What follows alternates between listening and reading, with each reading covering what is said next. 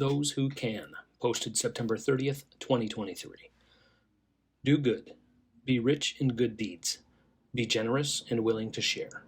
1 Timothy 6:18.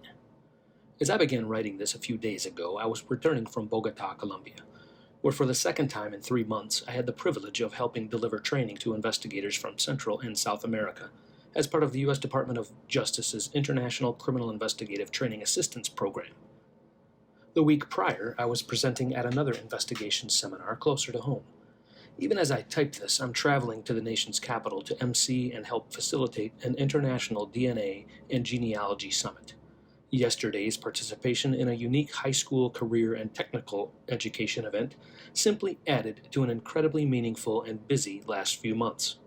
And while busier lately than I anticipated, I'm grateful for opportunities to continue serving, particularly when it involves consulting on cases or presenting, lecturing, and teaching on related subjects. The pejorative statement, "those who can do, those who can't teach," is a sort of truncated excerpt originating from George Bernard Shaw's Man and Superman that is clearly directed at educators. Perhaps Shaw never intended it to be as offensive or ubiquitous as it has become, but I've lost count the number of times I've heard it over the years. Sadly, 2 former colleagues must have really liked it, because they spewed it more than anyone else. It was clearly intended to mock those, like me, whose responsibilities included the in-service education of others in our line of work. I took it all with a grain of salt, knowing it was more rooted in envy and my position firmly outside their in-group than anything else, but I still didn't much care for it.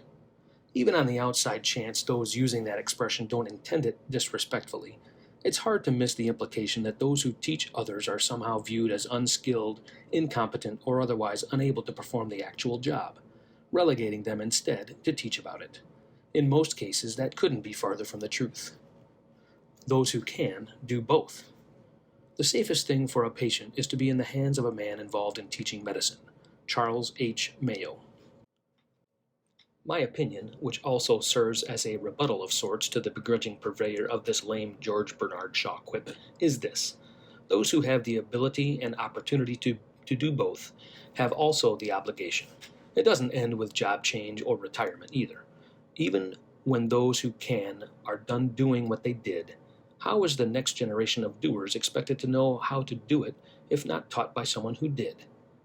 For not unlike the best and most respected military officers having often been prior enlisted members, people with job-related experience and subject matter expertise often make the best and most revered instructors.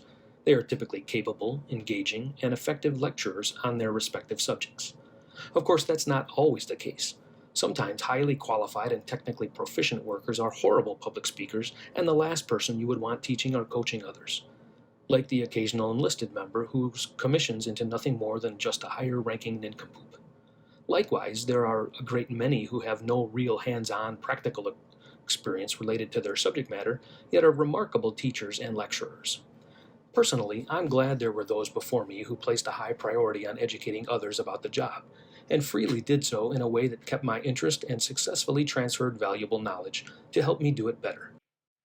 Their calling was true and contributions immeasurable.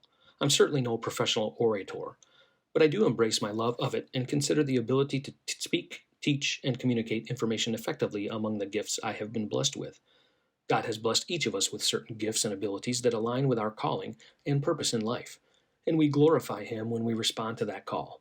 How can I not respond to that call?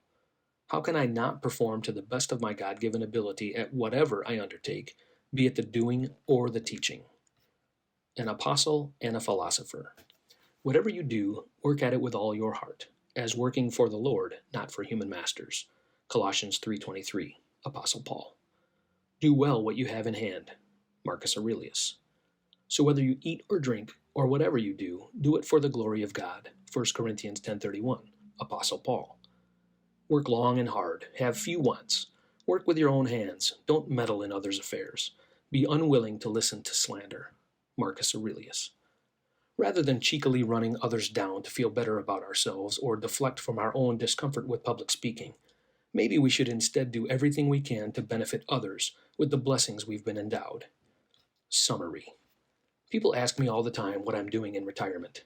A number of those who ask seem surprised that, with rare exception, everything I do is charitable, gratis, without compensation. In other words, pro bono publico. That's Latin. Done for the public good. I don't say this for self-inflation. I say it because I personally feel that as long as I have the means, time, and ability, it's my responsibility and calling to use the gifts God gave me to benefit others and help make the world a better place. How selfish it would be to withhold from others the knowledge, skills, gifts, and abilities graciously and temporarily on loan to me for work here on earth for that very purpose. Those who can do, those who can't don't. But those who teach do both because they're unselfish and awesome. Get strong, be strong, stay strong.